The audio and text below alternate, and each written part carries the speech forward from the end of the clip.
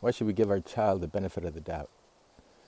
Well, you may remember as a child yourself how you did something and then adults around you, parents or other adults, reacted in a way that was completely incongruent with what you'd just done or why you had done it.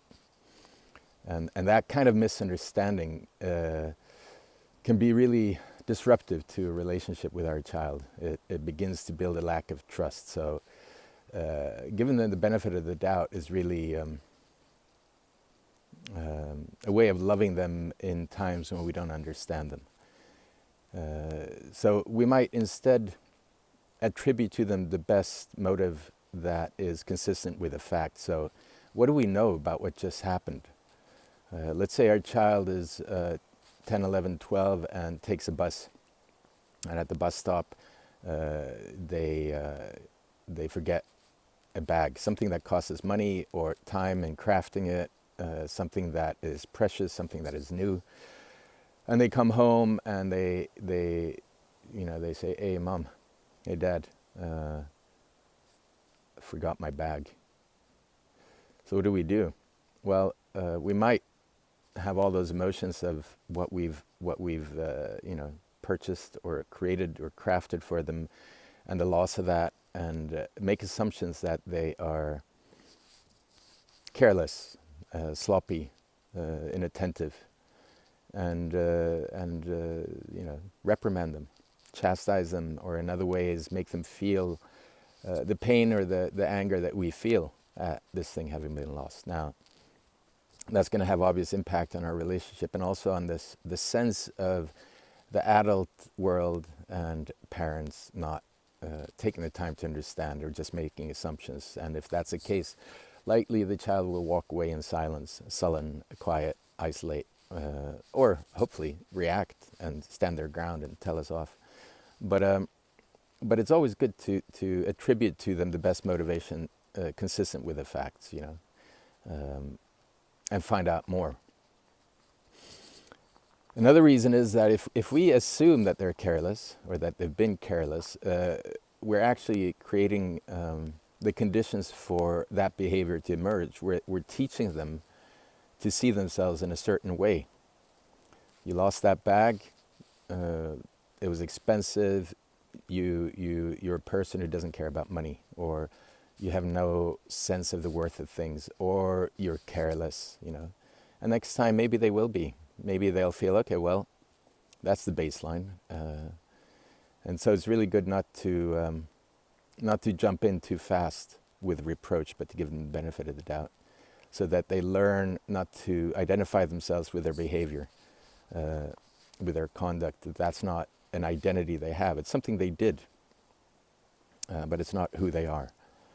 And that way we're not creating a habit of behaving in a certain way or a dynamic between us and the child. God, it's really hard to hold the cell phone this long. My arm is shaking. Anyway, so that is another reason why we should give them the benefit of the doubt for the long-term relationship and for what they come to know about themselves. So it's always good to sympathize instead, to say, wow, that was a new bag. What happened? And maybe you'll find out, what it looks like from their point of view. That the impact this has on us doesn't have anything to do with their motivation. What caused them to forget the bag or lose the bicycle or any other thing that might have happened, any other behavior that we can't understand. And if we sympathize, if we lean in to listen and say, hey, what happened? We might really get to know them in ways we wouldn't have otherwise. They'll tell us that it was simply too much. It was maybe the second, third, fourth time they were on a bus on their own. They had the money to think of. They had a friend who's running late. They wanted to make sure they didn't miss the bus because they needed to get to this activity or this place or this person. And in all of that, they paid, they waited for the friend, and they got to the place in time. And they just didn't have the resources to remember this bag, which was new, and they don't have a habit around carrying it, and so they lost it. Now there's a conversation and a deepening of the relationship with our child, and the trust that ensues is of immeasurable value. They feel that they're human, and we see them not as their behavior, but as a person in their own right. And now that now that you have that trust and that conversation, well, you can help them see what they can do about it. Could the two of you go together to see if the bag is still there? Could they go there? Is it close enough for them to take a bike ride there to see, or a walk to see if it's still there? Could you call someone to have a look?